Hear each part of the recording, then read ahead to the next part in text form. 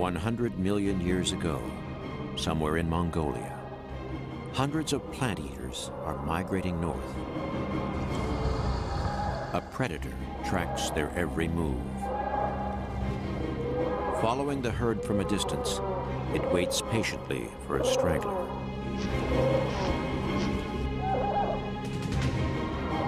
Then, suddenly, a misstep.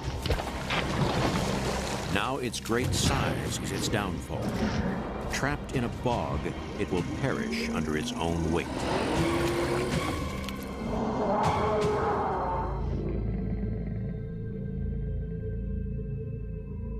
In time, its bones gradually turn to stone, then vanish beneath what will one day be the Gobi Desert.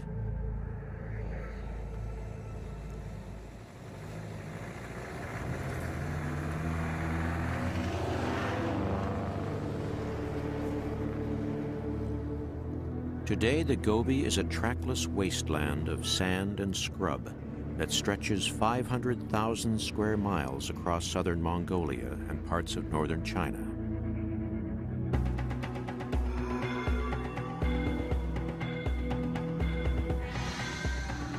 Here, rain only falls every 2 or 3 years. In summer, the temperature can soar to 110 degrees. In winter, it drops to 50 below.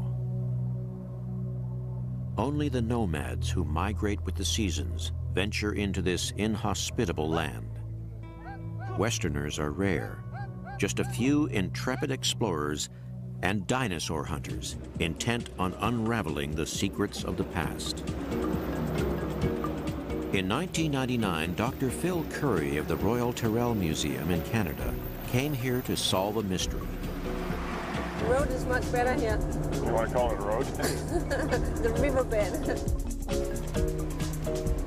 Currie is on the trail of a tyrannosaur that may be an Asian export.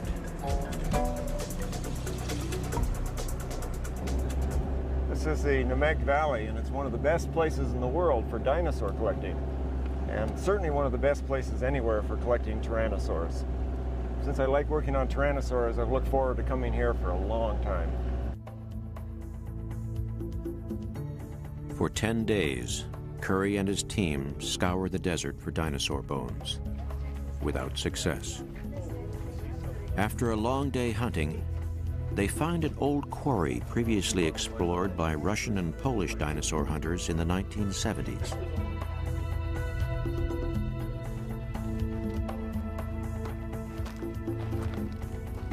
Deep in the quarry, they hit pay dirt, a rock loaded with teeth.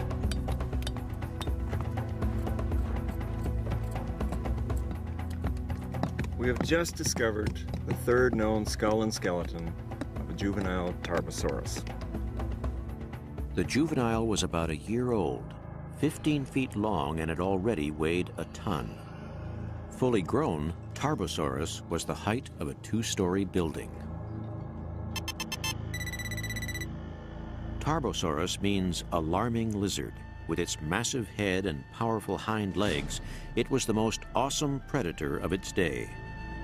When Tarbosaurus stood upright, a man would come up to its knee.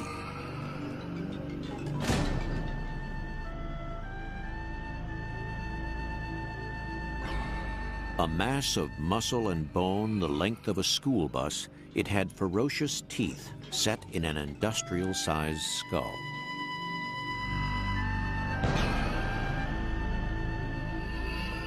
If we look at the teeth, we can see one of the many adaptations these animals had that made them so sophisticated. The teeth are much wider than normal theropod teeth, and that means they were capable of biting right through bone. It's one of the reasons this was the king of its land. Tarbosaurus also bore an uncanny resemblance to the dinosaur king of North America. Tarbosaurus is bulkier and has a few more teeth, but in all other respects, it's an Asian T-Rex.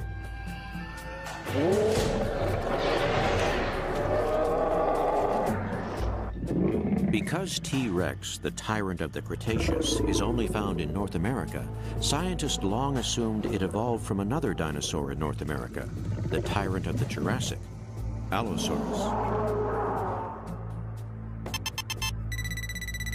It had the same sharp teeth, large claws, and small forelimbs, but it was smaller and less massive. It looked like a scaled-down tyrannosaur.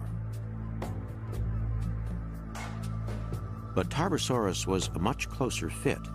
Bone for bone, it was identical and clearly related. I think that it's a surprise to some that the closest relative of Tyrannosaurus is in Asia, Tarbosaurus, but indeed it's a very close relative. They're so similar at 20 or 30 feet, they almost look the same.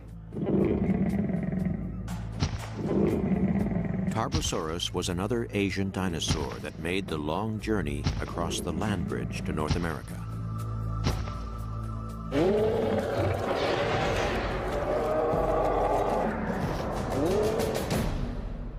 So if T-Rex came from Tarbosaurus, where did Tarbosaurus come from? What dinosaur in Central Asia gave rise to this terrible predator? The answer lies in the sands of the Gobi Desert. As Phil Currie and his team prepare to go deeper into the past of the world's most ferocious dinosaurs, they can be grateful that a certain wily predator that once lurked in the darkness of the desert has been dead for 85 million years.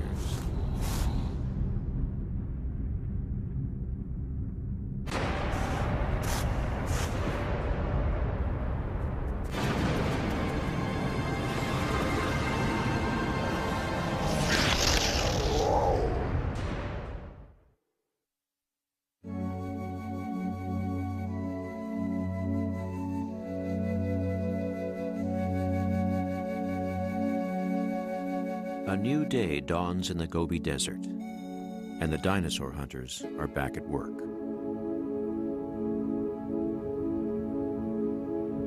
They are now 2 weeks into the expedition, but for paleontologist Phil Currie, the adventure is just beginning. The discovery of Tarbosaurus not only cast doubts on the ancestry of T-Rex, but it held a tantalizing clue to the origins of the Tyrannosaurus. It was a stroke of luck the fossil belonged to a youngster. When Currie examined the skull up close, it gave him an idea. What's interesting about these skulls is that when you look at the snout, it's very long and low in comparison to what the adults look like. This fact, and several other aspects of the skeleton, led me to a remarkable new way of looking at tyrannosaurs.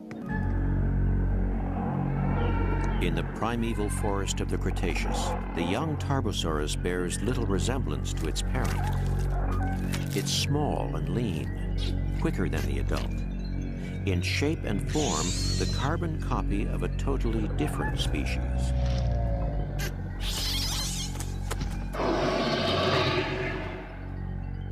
On a hunch, Currie and his team took a closer look at the bones of the adult Tarbosaurus. When you look at the bones from the flat of the foot, one of them is pinched out towards the top. This is a new type of adaptation or mechanism that allowed these animals to run much faster. Only one other group of dinosaurs has a foot like that. The raptors. Could this small predator sire a monster 20 times its size?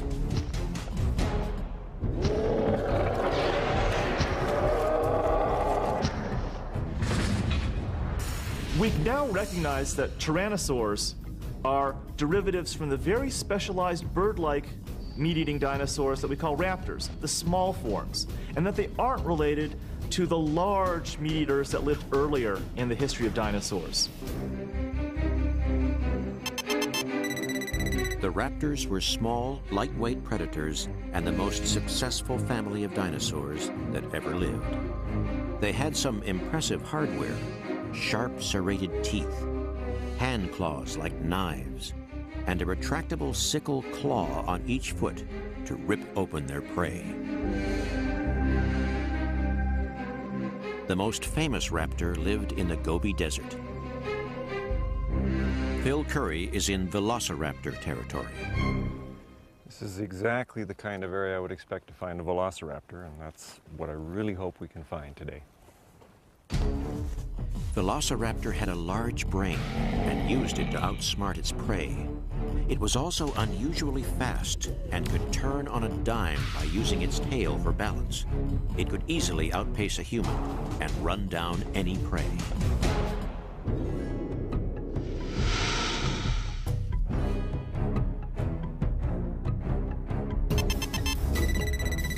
Velociraptor means speedy thief.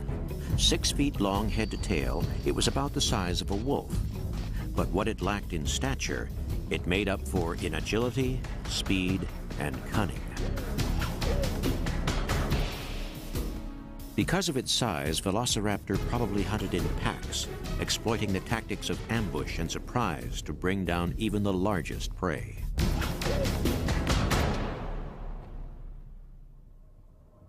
No human has ever seen a velociraptor, but Phil Currie can imagine what an encounter might have been like.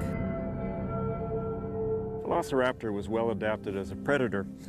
It had a long, low skull with very large teeth, large eyes for good vision, and the large brain allowed it to behave in complex ways.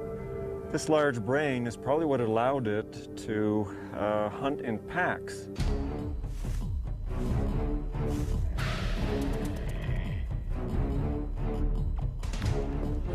When they attacked you, the thing that would do most of the dirty work would be the claws.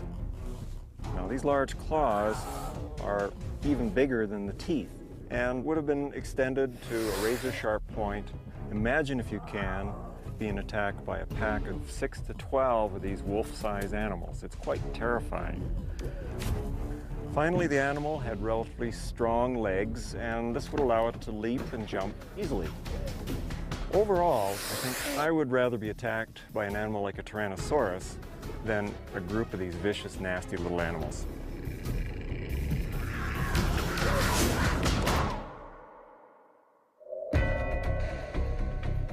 The raptors were superbly equipped for survival. But if a pack of velociraptors isn't bad enough, 80 million years ago, another killer was stalking the desert.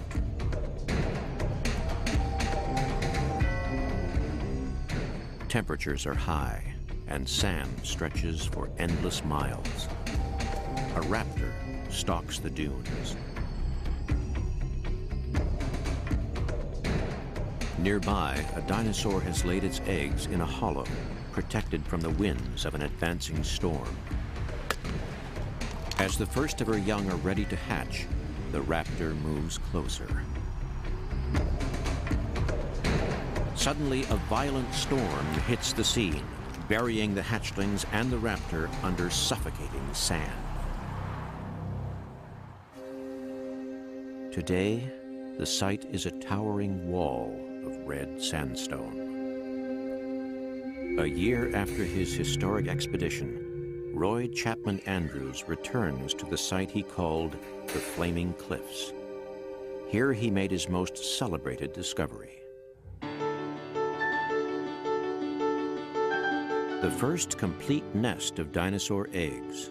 Before then, no one even knew dinosaurs laid eggs. In all, 25 eggs were collected, along with 70 skulls of Protoceratops, leading the team to believe the horned dinosaur was the mother. Nearby, they also uncovered the skeleton of a new dinosaur on top of a clutch of eggs. Assuming it lived by preying on the nests of Protoceratops, the team named it Oviraptor, which means the egg thief. Oviraptor was an odd predator, some 6 feet long with a light skull, large eyes, and no teeth. Instead, its jaw ended in a powerful beak, sheathed in horn. Oviraptor is one of the weirdest looking dinosaurs. It's got a head that looks more like a bird head with a